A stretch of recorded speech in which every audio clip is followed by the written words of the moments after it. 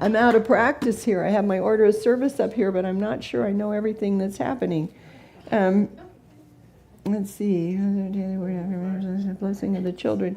Okay, so today we are blessed to have Amy with us, who is we're having a special Veterans Day flag folding presentation by Amy Hoff. And we're going to have a couple of volunteers move the table over, and we're going to fold the American flag and narrate what each of the folds mean in honor of Veterans Day. I didn't know they all meant something different. How many of you knew that every fold meant something, and that several of those are dedicated to the mothers of the veteran? And we're going to hear those today. Amy, come on up. And who's your reader? You're welcome. Share the Michael, table first. Okay, let's bring the table over. I need a second hand. And while they're bringing the table over, let me just introduce myself. Okay. I'm Amy Goodwin Solom Hoff. That's a lot of names. And I am an ordained interfaith minister, which means I know a little bit about a lot of religion. But really, I'm focused on hospice chaplaincy, which is how I found your beautiful church, because I was visiting patients up here. And I saw the thrift store and met your Reverend, and here I am. So I want to tell you, you have a beautiful, are these mine? You have a beautiful missing man table in your fellowship room, and I brought my traveling one too, and I want to tell you a little teeny bit about it.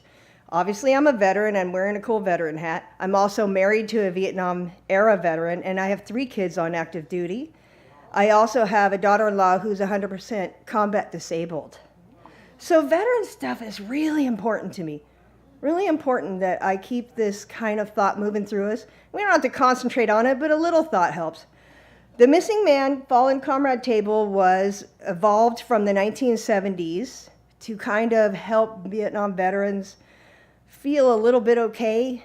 So that's what that table is for. You might see it in different places in your community, usually in restaurants on Veterans Day. And I want to describe each of the things, and later on you can go into your fellowship hall and really look at the one you guys have made too. So there's some ingredients on the table, and then you may add to that table as is appropriate for your occasion. So it's a small table set for one, symbolizing the isolation of the absent service member. The table is usually set close to or within the entrance of a dining room, or wherever you can put it. One or more head covers may be placed on the table to represent the armed services or missing persons. A white tablecloth to symbolize the pure intentions of the service members who responded to the country's call to arms. A single rose in the vase symbolizing the blood the service members have shed and sacrificed to ensure the freedom of the United States of America. This rose also represents the family and friends who keep the faith while awaiting the return of the missing service members. The red ribbon represents a love of country that inspired the service members to serve the country. A slice of lemon on the bread plate that represents the bitter fate of the missing. Salt sprinkled on the bread plate that symbolizes the tears shed by the waiting families. An inverted glass to represent the fact that the missing and fallen cannot partake. A lit candle symbolizes a light of hope that lives in the hearts to illuminate the missing ways home. And an empty chair to represent the absence of the missing and the fallen. So on my table, you'll also see a POW MIA flag, because that's really important in the American Legion. I'm also the commander of American Legion Post 709. So this is part of my service to bring these tables around and teach people how to fold a flag, which I'm honored and absolutely excited to do for you today. So if I have my 2 folders come up, we can get started straight away.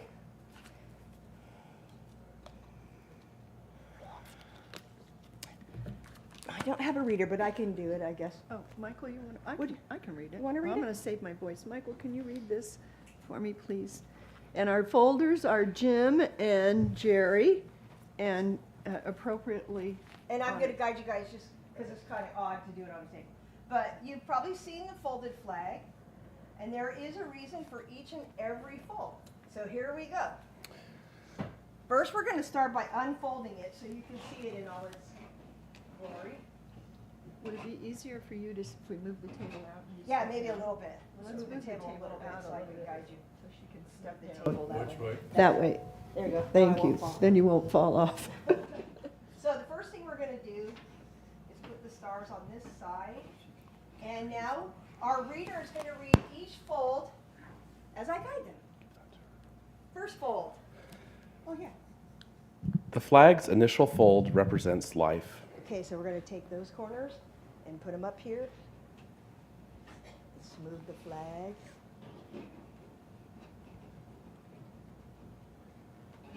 And the second The fold? second fold represents faith in everlasting life.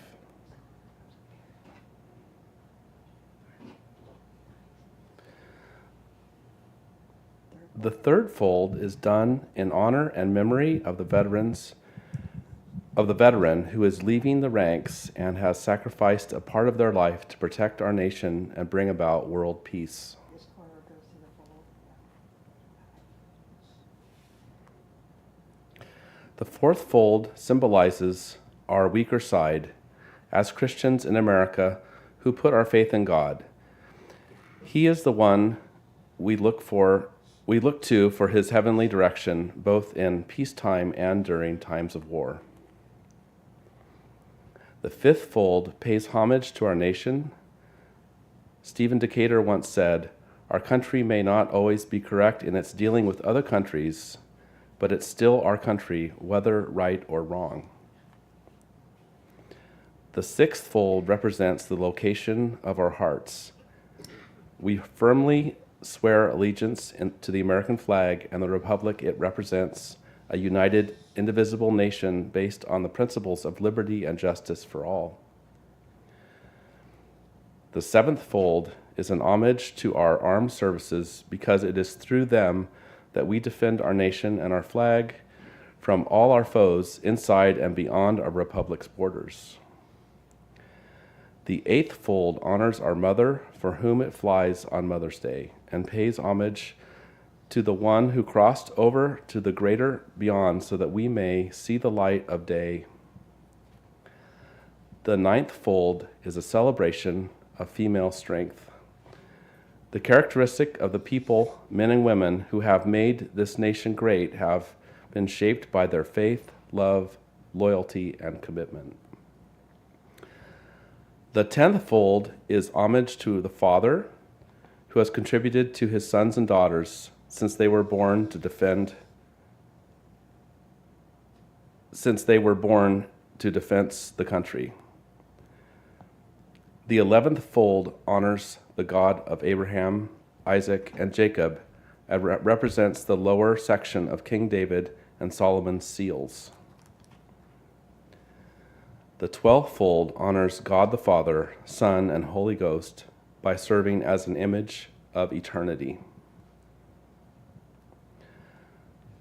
The stars are uppermost on the 13th and final fold, which served as a visual reminder to our country's slogan, "In God We Trust." When the flag is fully tucked in and folded, it resembles a cocked hat, constantly reminding us of the soldiers that served with General George Washington, as well as the sailors and Marines who served with Captain John Paul Jones and their shipmates and comrades in the U.S. Armed Forces, and who preserved the privileges, rights, and freedoms we have today. Thank you so much. Thank you. You've all wait. You've all seen that flag folding generally at memorial services for veterans. But tell us your name and your service that you gave, where you served. Cherie, Botello. I was in the Army. Okay. Did you have a rank? Were you Corporal. corporal? I was corporal in the Army. Okay, that's what my dad was. And Jim? Jim Carlson, U.S. Army, 1967. Okay, great. Thank you for participating today, and thank you so much for allowing me to do that for you. I never knew that. I've done a lot of veteran funerals, and they always have the flag folding, and I never knew each one meant something. So thank you for dropping into the thrift store and illuminating us. See, you go in the thrift store and you're captive once you're there for us. All right, and here's this one. Yeah. All right, and this is you. I do and have this is copies you. available if you would like to have a printed copy of those folds. Thank you, Amy.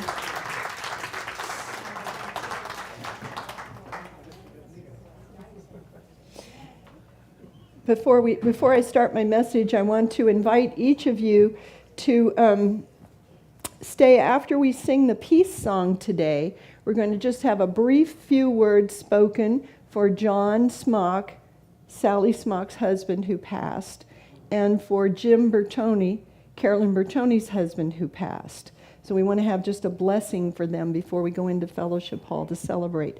They were both veterans, and so it's kind of honoring that we do this for them today as their spiritual, as a spiritual community. So we'll be doing that. Can't start without a little humor. So let me find out where I am here. Oh yeah, the little girl asked her mom, "How did humans appear?" And the mom said, "God made Adam and Eve, and they had offspring." And then she went and asked her dad, and she said, how did humans appear? He said, "Oh, they evolved from monkeys." So she was kind of confused, and she went back to her mother, and she said, "How is it possible that humans were created by God, and Dad said they evolved from monkeys?" And the mother answered, "Well, dear, I told you about my side of the family. He told you about his." There we go. And if your upcoming Thanksgiving dinners, I invite you to remember that, right? We'll remember all of that. Okay, so I have Jack on high alert if I start to cough or blow my nose to shut this off. Welcome to everybody viewing online today. I don't know how, I'm going to stay here grounded so I can pay attention to what's happening. I'm still on. I went to bed with this cold the other day. I went to bed at 3 o'clock and I woke up at 11 at night and I thought it was morning. I thought, why is it still dark out? It's morning. And then I realized I'm still on Barcelona time. So there's I can't be responsible for anything I tell you today or any order that it comes in. All right. So the first time I visited France, our tour group made a stop at a military cemetery outside of Paris, France. And I'm not sure this is the one we stopped at. I took pictures, but I couldn't find them, but this is what it looked like. And the second slide, Jack, shows when you're up at the little white monument and you look out, this is it. And you can walk the aisles with all the crosses, and there's a Star of David on the crosses if it was a Jewish soldier that passed. But this is a rest stop on our tour because the bathrooms are great, right? And you're out in the middle of France. The hundreds of white crosses spread over acres of rolling hills were a sobering reminder of the fact that there were all around me the brave men and some women who only a few decades earlier had fought bravely to preserve the world of fascism and survived, but at a cost. And when you walk these grounds, they're beautifully manicured. And of course, our Veterans Day observance has roots not in the Second, but in the First World War. It was 106 years ago tomorrow that the guns fell silent. The Great War had shaken the foundations of the old empires, redrawn the map, and it seemed like a chapter from Revelation that the end of the world was happening. We remember from our history classes that peace came at the 11th hour of the 11th day of the 11th month, 11/11/11, which metaphysically means angels are present. You know, when you look at your digital clock and you see 11/11, it just means there's an angel near you. The timing was symbolic, the 11th hour, the last few minutes of the day. We still use that expression to describe the moment just before all hope is lost. An 11th hour call from the governor may spare a convict's life. It's not about time, it's about urgency and immediacy, the last chance to stand up against disaster. And that was 11/11/11. In the book of Job, he says, "Oh, that my words were written down, engraved in stone, or even on my flesh, though it destroy my skin." His friends have been telling him to give up all hope, to admit that his life is futile, and to curse God and die. If you remember the story of Job, all these terrible things are happening to him, and he's losing everything, his family, his health, everything. But Job stands up against them. Despite his miseries, despite his suffering, he trusts in something more. And he says this wonderful line that's been a beautiful song, "I know my Redeemer lives." Remember that song? I know my Redeemer lives. I believe, in other words, that beyond the threat of death lies the empty tomb and the promise of life. Now, Job is a soldier, not like Samson or David, but because he doesn't struggle with the Philistine or with specific armies. But he struggled with doubt and fear and anger and despair. And at the 11th hour, in the face of destruction, he stands up for goodness and he stands up for faith. You can almost hear the trumpet blow as he gives his battle cry, "I know my Redeemer lives." And I think that should be encouraging to all of us, no matter the circumstances of our lives, that we can look beyond where we are in the moment to that eternal presence, one power, one love that we affirm here every week. Today we want to honor all of our armed service veterans. To all veterans present, we owe a debt of gratitude because you were willing to go, to serve, and to give on behalf of the United States of America. God bless you. And I would like you, if you are a veteran, to please stand so we can recognize you. Who here in our midst is a veteran? All right.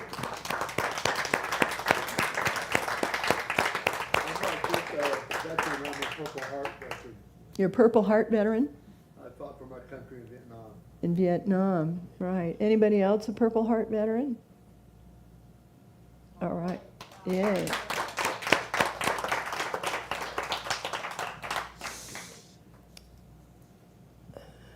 This Veterans Day, I want to take a moment to offer some historical perspective to this American holiday. I also want to reflect on an encounter that Jesus had with a soldier in the Gospel of Luke. And lastly, I want to offer some insight as to how we might think of and respond to Veterans Day. The origin of Veterans Day goes all the way back to World War I, when fighting ended on November 11th in 1918 as a result of a ceasefire between the Allied forces and Germany. This happened, as we said, on the 11th day, 11th month, 11th hour, 106 years ago. And it serves as the beginning of what we now know as Veterans Day.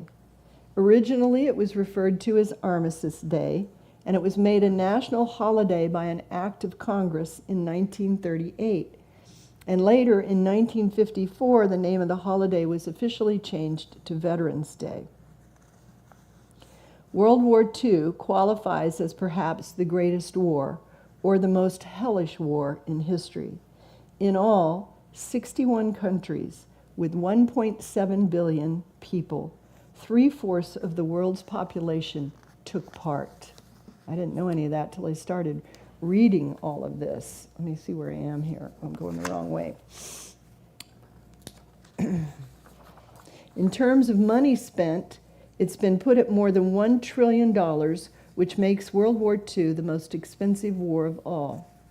The human cost of lives, not including the 5 to 6 million Jews killed in the Holocaust, is estimated to have been 55 million dead, 25 million of those military, and 30 million civilian. War is indeed hellish. And we think about the conflicts going on in our world today and the lives lost. How do we come to a consciousness of peace, of stopping the sacred worth of every human being and their right to be here on the planet? Currently, currently there are 16.1 million veterans alive in America who have served during wartime, and another 5.2 million veterans who served during peacetime. There are 1.3 million people actively serving in the military today, and an additional 800,000 men and women serving in reserve capacities. Now, they all take an oath to the Constitution. And so I looked up the Constitution because, gosh knows, in the election we've heard a lot about will we keep it or will we not keep it. And I learned something in a little bit of my research. There's a preamble to the Constitution, just as there is a preamble to our Declaration of Independence. And the preamble was the English law way of saying, here's a summary of what we're going to tell you about what we're going to tell you and what the main points are. So the preamble to the Constitution, because we won't read it all, the amendments and all of that stuff, but what our military people take an oath to defend, we the people of the United States, in order to form a more perfect union, establish justice, ensure domestic tranquility, provide for the common defense, promote the general welfare, and secure the blessings of liberty to ourselves and our posterity, do ordain and establish this Constitution for the United States of America. The British Parliament included perfunctory texts that explain the laws and the objects and the historical impotence. The tradition of a legal preamble continued into the New World. So they put this little introductory thing in there. You'll remember the Declaration of Independence. Most of us are more familiar with that preamble. Building on the document, the only preamble that rivals the fame of the Constitution is the opening lines in our Declaration of Independence, and you know them. We hold these truths to be self-evident, that all men are created equal, that they are endowed by their Creator with certain inalienable rights, that among these are life, liberty, and the pursuit of happiness. The Declaration then listed a series of complaints against King George before culminating in a formal declaration of the colony's independence from the British Crown. And while the concept of a preamble was well-intentioned, the initial draft of the Constitution's preamble was fairly brief and didn't specify the Constitution's objectives.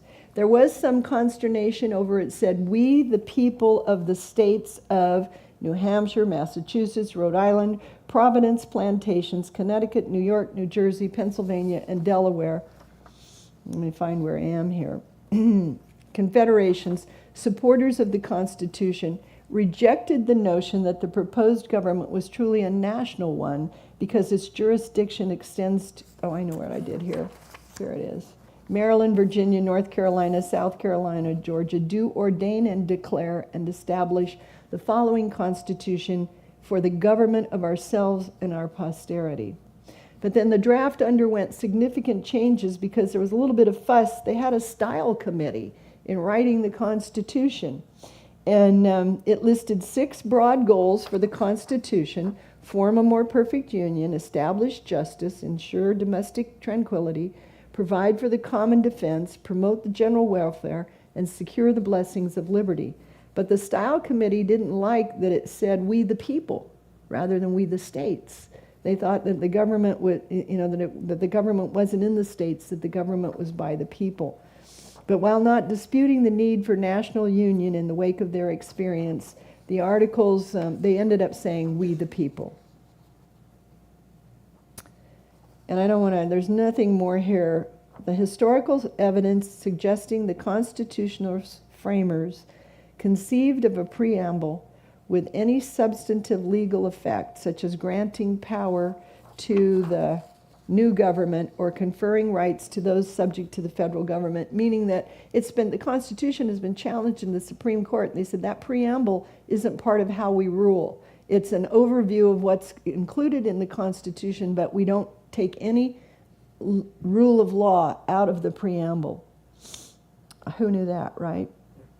The preamble ultimately reflects 3 critical understandings that the framers had about the Constitution. First, the preamble specified the source of the federal government's sovereignty as being the people. Second, the Constitution's introduction articulated those 6 broad purposes, all grounded in the historical experiences of being governed under the Articles of Confederation. And finally, and perhaps most critically, the preamble with its conclusion that this Constitution was established for ourselves and our prosperity, underscored, unlike the constitutions in Great Britain and elsewhere at that time, that the American Constitution was a written and permanent document that would serve as a stable guide for the new nation. The American Constitution was a written and permanent document that would serve as a stable guide for our nation. Still true today, right? Still true today. We're blessed by that we have something to which we can refer, a rule of law. And I'm grateful for it. But I just thought a little review was good today. Veterans Day affords us, as citizens of America, an opportunity to honor and thank to serve those men and women who have chosen a life of sacrifice and service through the armed forces. And again, we are so grateful for that. Today I'm thinking, having just been on a trip to Europe to meet the origin of my life, my birth family, my birth father's family, I'm thinking of the father I never knew. I've never seen a picture of him. I never knew him, but in my research I know that he left Italy when he was 18 years old, came to America, learned to read and write English, and enlisted in World War I. He was born in 1895 in Lentini, Carlentini, Sicily. I am the daughter of a mafia magnate.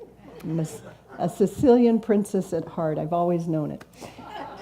He came and he volunteered and served in World War I. He also served in World War II. He became a U.S. citizen and he served his new country. My adoptive father was born in Belgium, and he came to America when he was 10 years old. He also enlisted and served in World War II.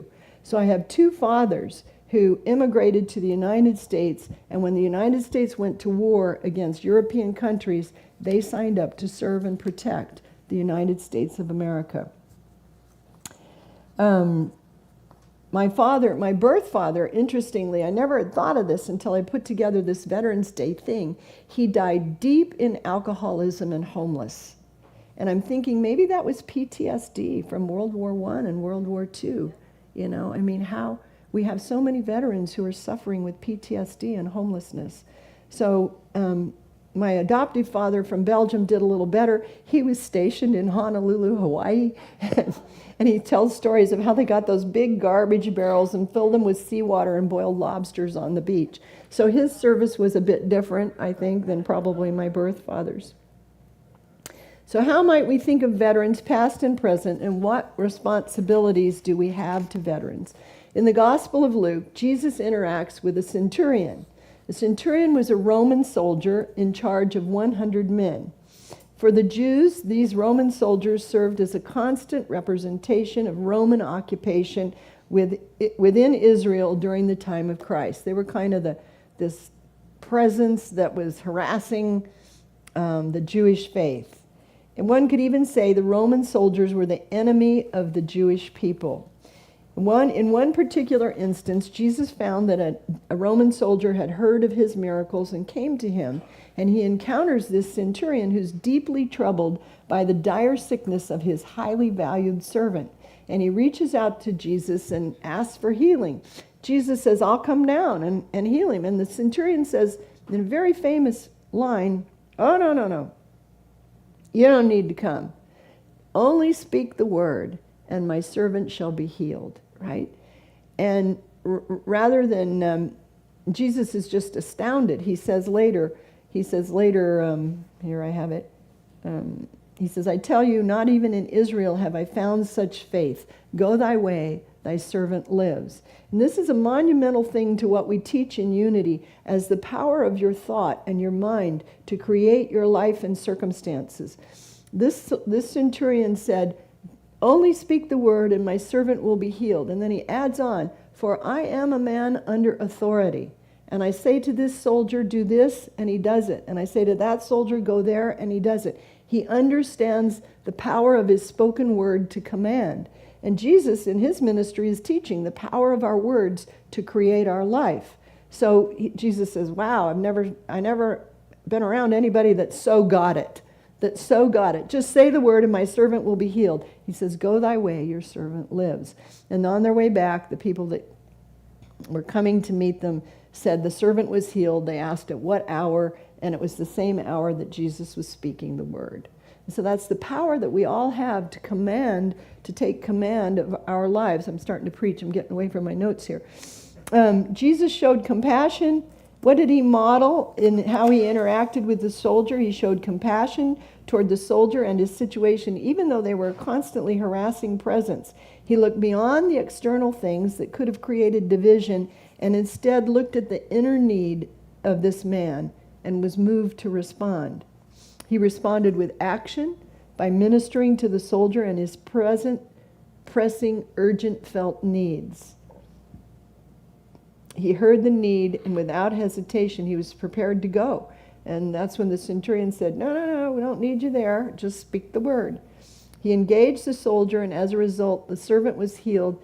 And certainly everyone standing by, when Jesus healed, he didn't just heal the person that needed healing. He healed everyone in the group. You can imagine all the people standing around. And when the soldiers marched back and found that the servant had been healed at that hour, how might their faith have been increased? On this Veterans Day, as we remember and honor the men and women who have given so much, may we strive to love and understand soldiers, to show compassion to the soldier as Jesus did, many of whom bear the visible and unseen wounds of the battlefield. I think my birth father probably experienced some of that and medicated with alcohol to get rid of that. Many veterans have seen and experienced unspeakable challenges which can pose significant challenges to their everyday life. We can serve the soldier, many of whom have urgent, pressing, felt needs that we as a church or individually can volunteer in places, as Amy is doing, to support their lives in helping reentry and helping make them better. There are opportunities within our community. The Armed Forces Pavilion and Community Garden right here in Auburn at Lincoln Way is a wonderful way to volunteer and help. As we follow the example of an intentionally modeling compassion, service, and engagement, may the presence of God be felt in the process and grow the faith of the soldier and us in extending this offering of healing, freeing, hope-inducing interaction. And while some aspects of war are never right, we're still affirming here every week when we sing our peace song, the forgiving love of Jesus Christ sets all nations free to fulfill their destiny in peace. And now we can speak that the forgiving love of Jesus Christ sets our nation free to fulfill its destiny in peace. And while some aspects of war are never right, regardless of the war, we have to support those who are willing to give for the protection and safety and security of our country. And then I found this message that someone wrote that I really wanted to close with today. It is the veteran, not the preacher, who has given us the freedom of religion. It is the veteran, not the reporter, who has given us the freedom of the press. It is the veteran, not the poet, who has given us freedom of speech. It is the veteran, not the campus organizer, who has given us freedom to assembly. It is the veteran, not the lawyer, who has given us the right to a fair trial. It is the veteran, not the politician, who has given us the right to vote. It is the veteran who salutes the flag, who serves the flag for our nation. So we give thanks for all of that. Thank you for your service for our country. And now I have, if you'll indulge me, I have a, don't you hate it when you go over to somebody's house, they show you slides of their vacation? But I have slides of my vacation just to give you a little bit of insight into all of this. So while I was gone from you for almost a month, it was meet the family in Italy, and there were 6 very large adults, plus luggage, plus 1 baby and 1 stroller. My nephew in the black is 6'10". My niece is 6 feet. His brother is 6'5". His mother, like me, is 5 feet. We had the baby in the stroller, so we had 6 adults, 1 baby and a stroller, plus luggage for 6, all in 1 rental car.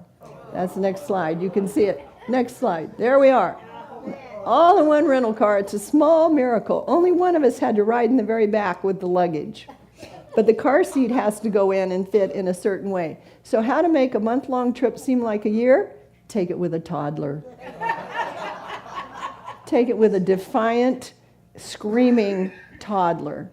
I just so bless my niece and nephew with better parenting skills. Anyway, all right, what come up next? I went to meet my cousin Nino, the drug dealer in the heart of Sicily. He and his family owned the pharmacy right in downtown Sicily, Carlentini, Sicily.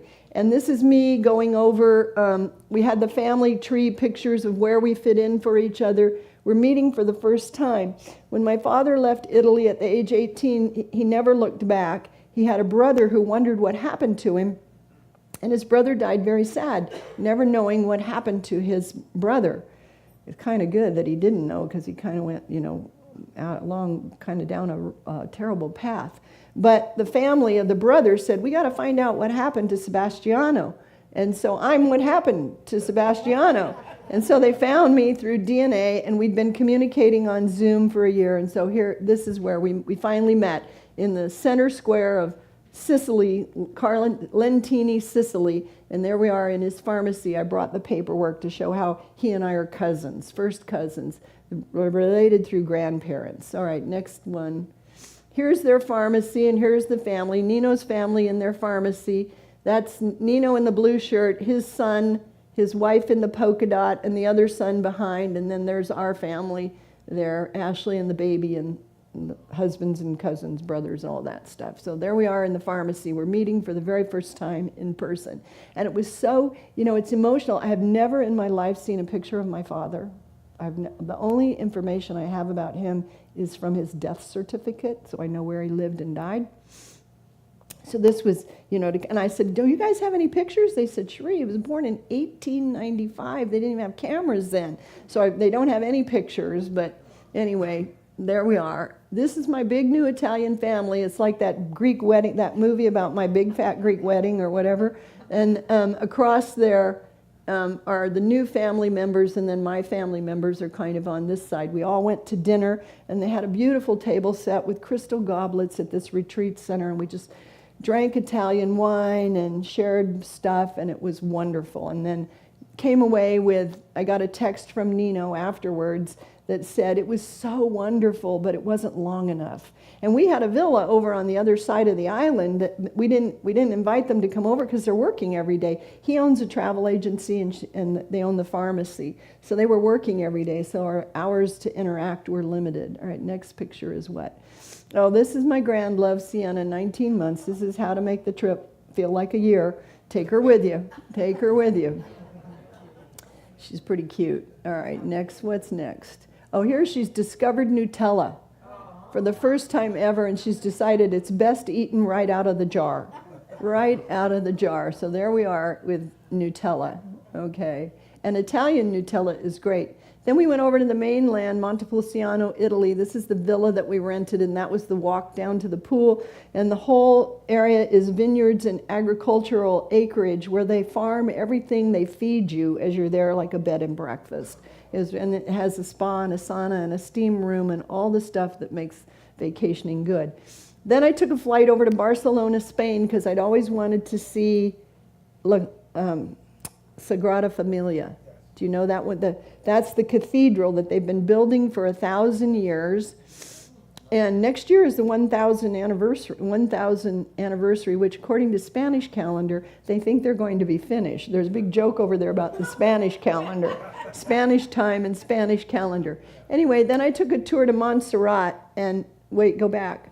So that you can see that Gaudi, who built the cathedral, patterned the roof line or the after Montserrat, the mountain. It's supposed to look like Montserrat, and so you can see the comparison there. I wasn't in Spain where all the flooding was. I was on the other coast, so didn't have any of that. Montserrat means serrated mountain. So there's Montserrat. Then when I got to Montserrat, to the monastery that's up in the top of the hill there, which is where, if you do that 500-mile walk, starts up there. I never knew that. I've just decided I'm never doing that, seeing where the El Camino Real walk starts.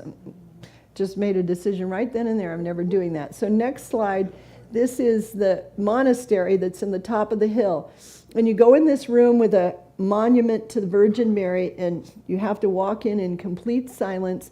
And of course, there's a bank of candles underneath that you can light for any reason at all. So I lit the green candle for all of us. For healing and happiness, I lit that candle for every one of you. So there is a light burning in Montserrat, Spain, for each of you. You can feel that in the heart. I carry you with me wherever I go.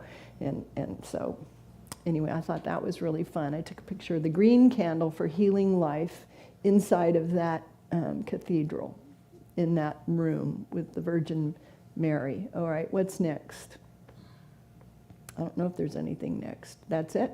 Okay, so that's kind of where I've been for the last month.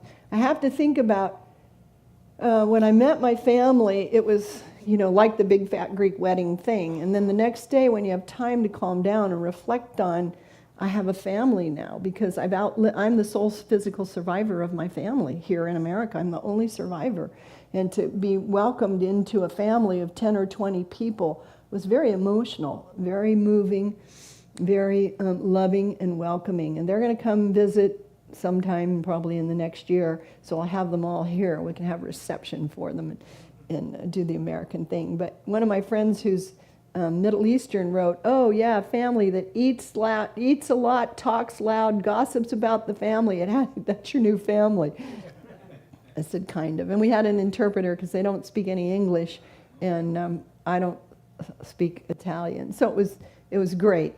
Is that it? That's it for us today. All right. So let's take that joy and that feeling into a time of prayer. Think about that green candle. Maybe Jack put that slide back up. That green candle that's lit for every one of you. I carry you in my heart all the time as my spiritual community and my loved ones. While there, we learned that John Smock passed and Sally's husband and Carolyn Bertoni's husband passed. And I just felt this sense of lighting the light of this that represents the Spirit of God within us for everyone here, to keep us safe and protected and to fully acknowledge and live that truth. One presence, one power, one love. Wherever you are in the world, there is that light. And today that light is burning for every one of us here in our sanctuary. So let's take a minute and take a deep breath in. Something I heard recently about meditation for children was smell the rose, blow out the candle. Smell the rose, blow out the candle. It's a good way to remind yourself to take some deep breaths. We'll work with the word today for our servicemen and women, for our nation in its transition time, for our lives and all that's coming that's good and wonderful. And I want to begin with the scripture, surely goodness and mercy shall follow us all the days of our lives. In all places and all circumstances, I trust God. Now feel after that. Montepulciano, Italy. Lentini, Sicily, Italy. Barcelona, Spain. Montserrat, Spain. Auburn, California. In all places and circumstances, I trust God.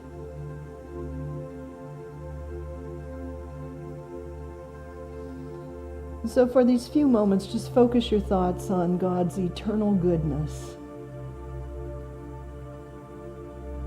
Let your attention drop into your heart and radiate love as you breathe out. Breathe out love into the room and to the person on your left and your right, the person in front of you, the person behind you. Give your full attention to the incredible power of God's love.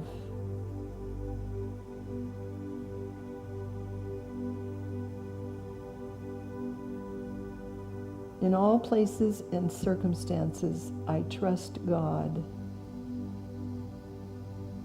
In all places and all circumstances, I trust God.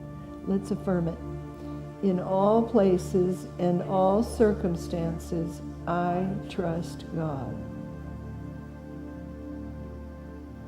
Following after that thought, then surrender everything you're thinking about, any fears, doubts, worry, anger. Don't let yourself get caught up on any resentment or sadness.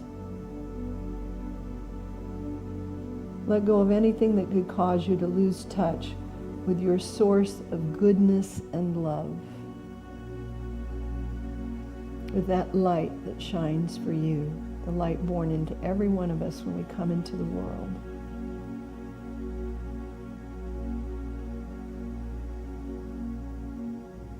And let your mind and your imagination fly over to Montserrat, Spain, into that cathedral, in front of that image of the Virgin Mary. And see that green candle flame flickering for you. It is a world light. It is an eternal light. It's the light of the Christ Spirit that is in each one of us.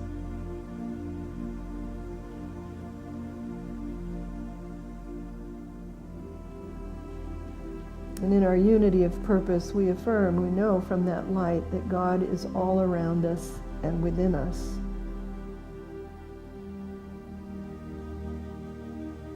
That God is love, and that love surrounds us. That God is peace, and that peace not only enfolds us, but it pervades our world and is kept secure by our veterans.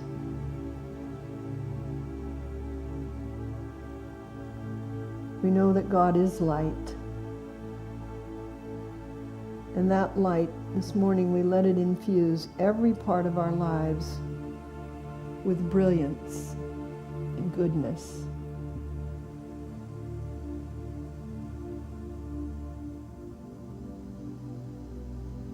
In all places and all circumstances, I trust God. Think about your life. In all places and all circumstances, I trust God.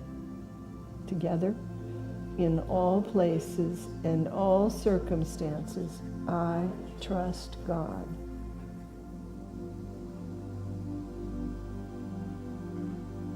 Now just feel after that for a few moments in the silence.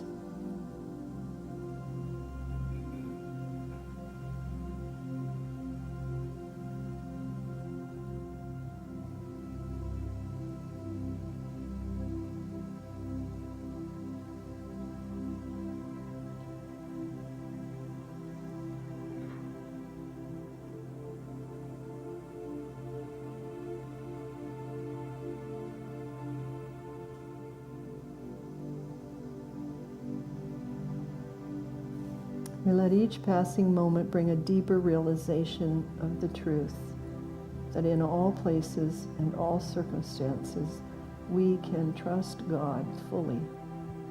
Lean heavily into that infinite spirit, that wisdom and guidance and intelligence and love. We let our thoughts go out to our loved ones. If there's anyone you especially wish to bless with this idea this morning, we affirm for them in all places, in all circumstances, you trust God. See them feeling that vibration, that prayer landing right on them and in their lives. In all places and all circumstances, you trust God. Let's affirm it for others together. In all places and all circumstances, you trust God.